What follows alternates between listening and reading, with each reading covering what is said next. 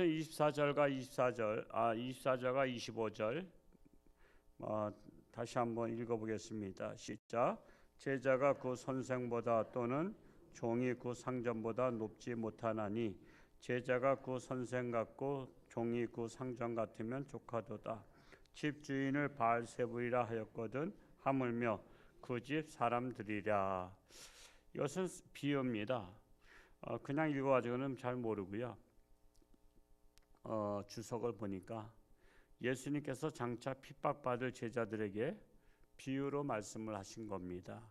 제자가 선생보다 종이 상전보다 높지는 못하지만 그 제자가 선생 같고 종이 그 상전 같으면 족하도다. 이 말이 무슨 말이냐? 지금은 제자들이 받는 핍박이 예수님과 같지는 못하지만 예수님 이제 핍박 받으시잖아요. 핍박 받기 전에 말씀하신 것인데 지금은 제자들이 핍박을 받지 않지만 이후에는 나와 같이 핍박을 받게 되리라는 것입니다. 그러니까 베드로에게도 말씀하셨죠. 지금은 네가 자유하지만은 이제 내 띠를 띠고 이제 내 일을 하리라 말씀하신 것처럼 지금은 이제 예수님께서 그 부활 승천하시기 전까지는 제자들은 고난에 대해서 두려워했고 피했잖아요. 근데 이제 부활하시고 승천하신 걸 보면서 야, 이 세상만이 세상은 아니구나. 영원한 세상이 있구나. 그러면 내가 육신을 위해서 일할 것인가? 영원한 세상을 위해서 일할 것인가? 이제 그거를 판단하게 된 거죠. 그래서 세상에서는 핍박을 받고 고난을 받아도 내가 영원한 세상을 위해서 그것을 감수하리라. 그래서 제자들은요, 그 이후에 부활하신 예수님을 보고 나서는 다 순교했습니다. 다 순교할 정도였습니다. 그 정도로 두려워하지 않았죠. 그런 시대가 간간히 오잖아요. 예수를 믿으면 죽이는 시대. 우리가 한번 우리 어르신분들이나 기회가 될지 모르겠습니다만 저 전라도 쪽에 순교자 저기들이 많습니다. 그 영광군 그 무안에서 들어간 데가 무슨 적이죠? 무슨 신안 그쪽에도 뭐 거기 그 전도사님 여전사님 누구죠? 문중경 전사님 그분 그거 가 보면 그냥 바다 섬과 섬이 조그만 섬들이 많은데 물이 나갔을 때 그 갯벌로다가 다니면서 그랬다가 물이 들어와서 죽을 뻔도 하고 그런 여러 가지. 그것도 그분 마지막에 순결당하셨죠.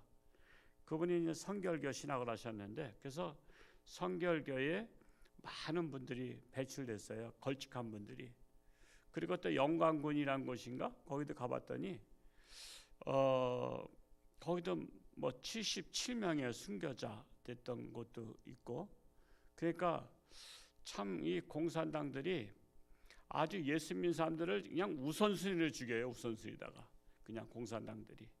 그래서 이 기독교인들은 공산당을 지지해서는 절대 안 되는 겁니다. 지지해서는 공산당들을 그렇다고 또 원수시할 것도 없어요. 그들을 불쌍히 여겨야 돼요. 왜? 사탄의 자식들이잖아요. 그리고 그들도 구원받아야 될 자입니다. 그래서 그들을 원수시해서도 안 되지만은 그들을 불쌍히 여기는 마음, 그리고 그들을 전도할 마음을 가져야 돼요. 그 전에 춘천의 성광교회 그 장로님 이제 돌아가셨지만은 그분의 간증을 잠깐 들어봤더니 그분이 공산당이었어. 북한에서 공산당원이어서 그분이 교회가 도대체 어떤 것인가 하고서는 몰래 이제 이렇게 간 거야. 그래서 이제 목사가 도대체 무슨 말을 하나, 뭐 김일성을 반대하는 말을 하거나 그러면 잡아가려고. 그래서 가만히 이제 들어가서 들어보니까 이게 진리의 말씀이 귀가 열린 거야. 귀가 열리니까는 내가 예수 믿어야 되겠구나. 기독교는 좋은 것이구나. 그래서는 그가 그거를 버리고 남아한 겁니다.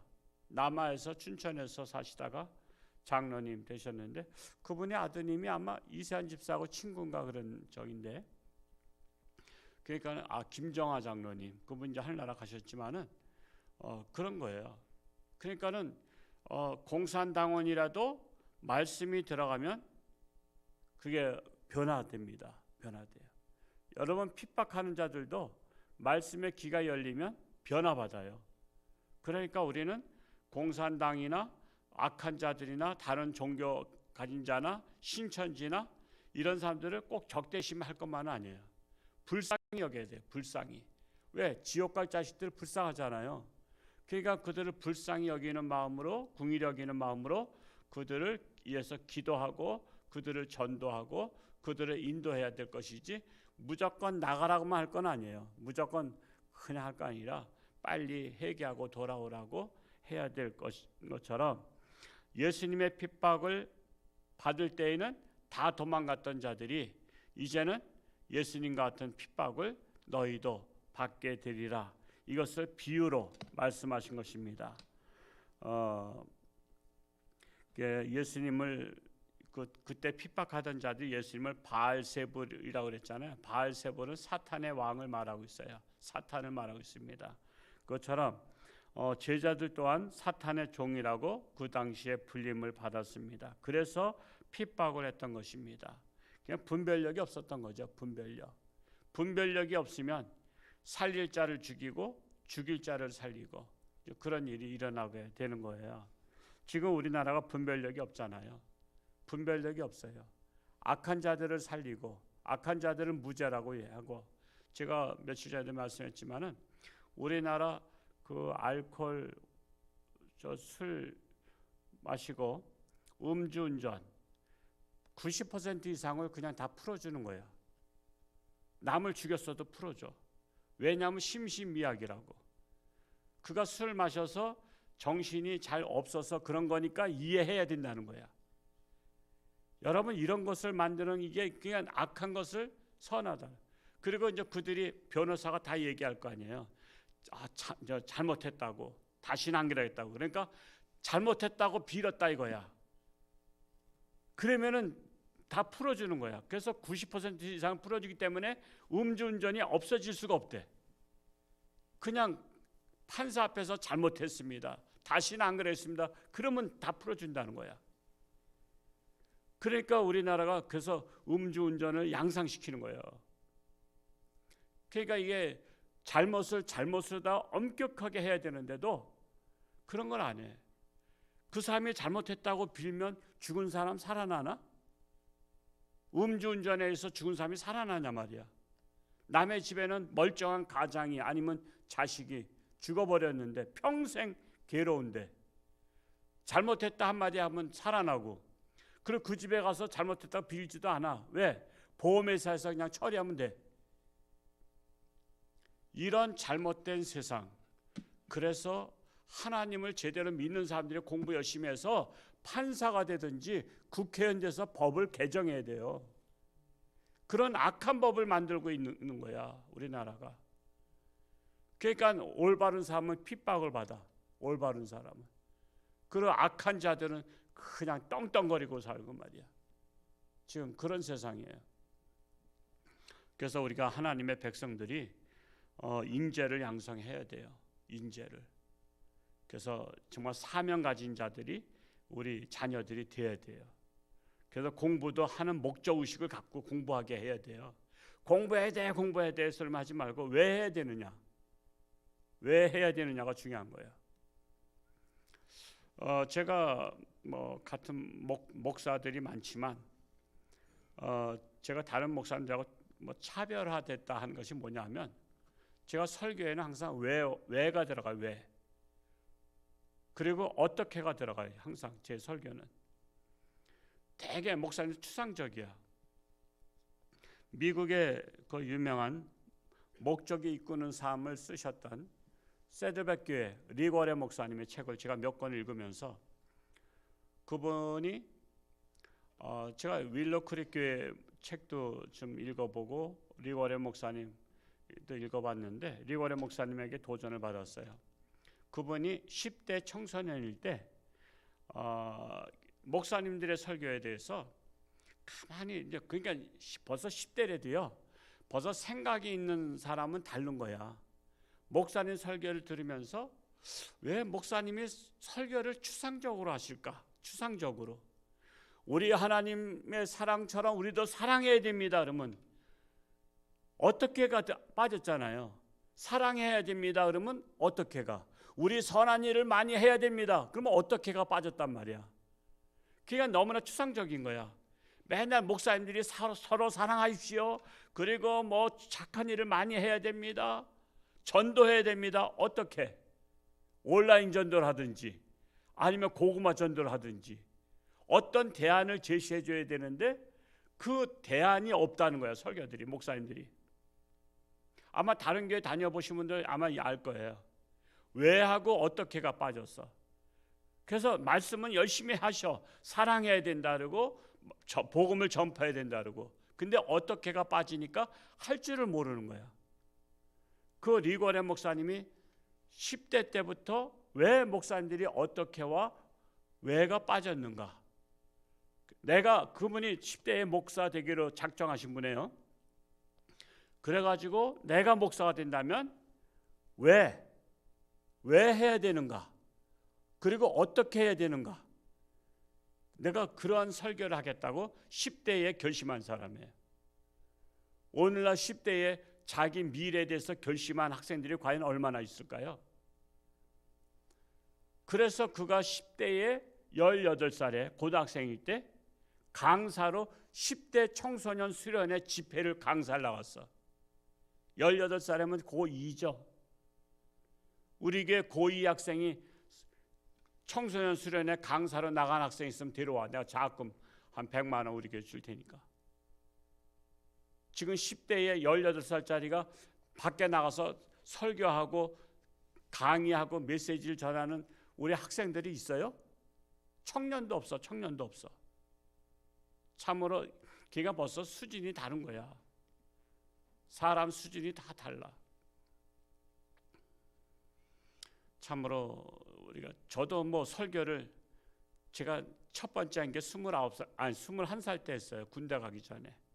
목사님이 설교 한번 하고 가라고 그래. 신학기 1학년일 때 21살 때 제가 양복이 없잖아. 양복이 없어서 가죽 잠바 입고, 옛날엔 검은 가죽 잠바가 유행이었어요. 70년대. 그냥 가죽 잠바 입고 제가 설교를 한번 오후 예배 때 설교를 했었는데, 그래도 제가 21살 때 한 거야. 그것도 빠르죠. 21살 때만 했어도 빠른데 지금 제가 리워레 목사님을 그래서 내가 대단하게 보는 거야. 물론 목적이 있는 사람도 뭐 옛날에 봤던 책이지만 그분은 항상 목적 있는 삶을 살라는 거 아니에요. 우리가 그래서 왜 어떻게, 그래서 우리 교회에서 설교를 들으면 왜 해야 되는지, 그래서 우리가 선한 일도요, 저기 지진 났을 때 왜 해야 되는지 제가 말씀드렸잖아요. 터키가 우리나라 와서 몇 명 죽었다 그랬어? 1000명 이상이 죽었다고. 지금 홍천군에서 1370여만 원 전달해 줬는데, 홍천군 150개 교회 중에서 1370만 원 전해주는데, 여러분 한 사람 목숨 바치는데 1300만 원 가지고 돼?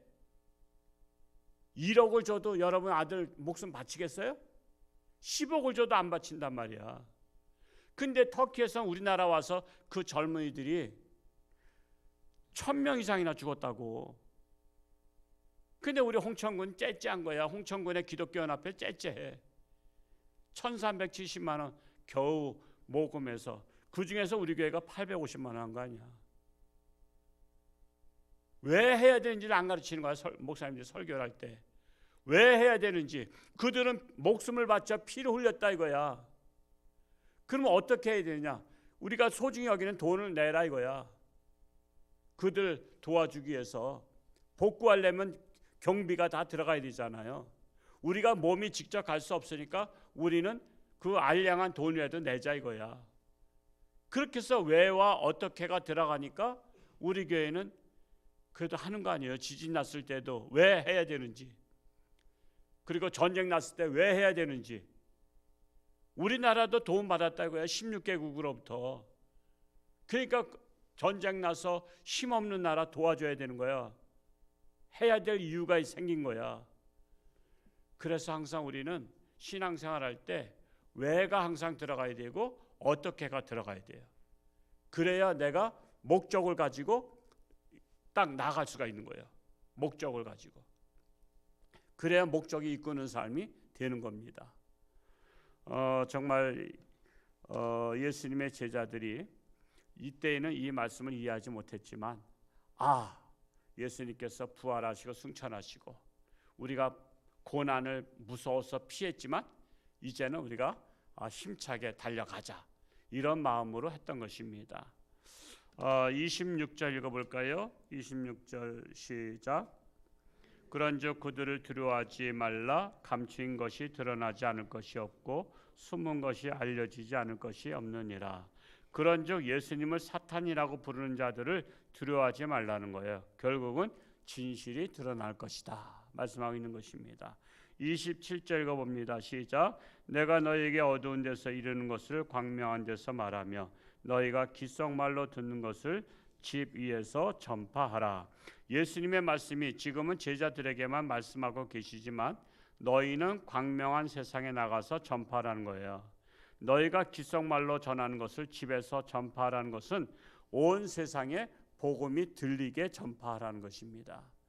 28절 읽고 마치겠습니다. 시작. 몸은 죽여도 영혼은 능히 죽이지 못하는 자들을 두려워하지 말고 오직 몸과 영혼을 능히 지옥에 멸하실 수 있는 이를 두려워하라. 몸을 죽이는 자는 누구예요? 사단입니다.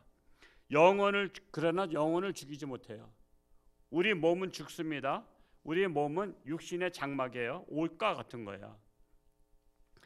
근데 이 오직 몸과 영혼을 지옥에 멸하실 수 있는 자, 그가 하나님이십니다. 하나님을 두려워하라는 거예요. 영혼은 죽지 않아요. 그 영혼은 이사가는 겁니다. 육신의 장막이 이제 망가지면, 망가진 게 뭐죠? 병들면 너무 힘들어. 여러분 옷도요, 맞아야지. 안 맞으면 옷이 불편한 거 아시죠? 옷이 힘들어. 그럼 옷을 갈아입는다고. 그러면 지금까지 입었던 옷을 미련 없이 버린다고. 우리는 죽는 것은 미련 없이 육신의 옷을 벗는 거예요. 그리고 이사가는 겁니다. 영혼이. 근데 갈 때는 두 군데밖에 없어. 천국이나 지옥이나. 근데 하나님이 결정하시는 거야. 천국과 지옥 가는 거는. 그러니까 나의 생사 화복이 하나님께 있는 거야. 그러니까 사탄을 두려워하는 것이 아니라 하나님을 두려워해야 되는 거야. 근데 사탄을 두려워하잖아. 하나님을 두려워하지 않고.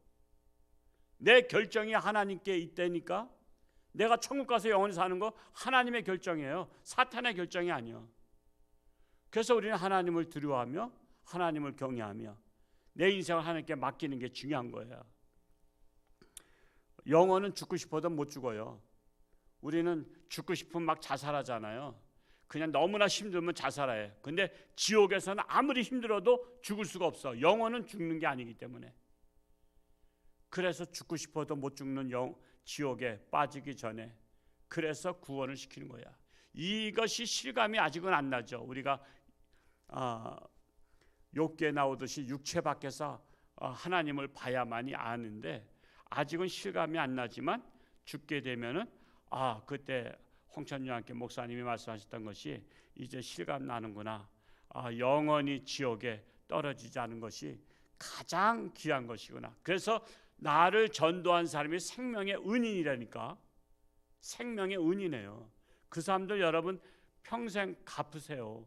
평생. 생일에 갚든지 뭐 내가 전도 받은 날 갚든지 정말 나를 천국에 갈 수 있도록 인도하신 분, 그 사람처럼 좋은 사람이 없는 거야. 그런 사람을 함부로 대하면 안 돼요. 그런 사람은 내 생명의 은인이다 해서 우리가 소중히 여겨야 될 것입니다. 오늘도 하나님과 동행하며 승리하는 복된 날 될 수 있기를 축복합니다. 할렐루야. 고맙고 감사하신 아버지 하나님, 오늘도 새날 주셨사오니 하나님과 동행하며 승리하는 복된 날 되게 하여 주옵소서. 어디를 가든 그리스도의 향기를 바라며 하나님을 자랑하며 선포하는 자들이 되게 하여 주옵소서. 아직도 육신의 질병으로 고통 속에 있는 자들 하나님 앞에 부르짖고 기도할 때에 하나님께서 치료하는 광선을 바라사 깨끗함 받게 하시고 건강한 몸과 정신과 영혼 가지고 하나님께 영광을 돌리게 하여 주옵소서. 예수님의 이름으로 축복하며 기도하옵나이다. 아멘.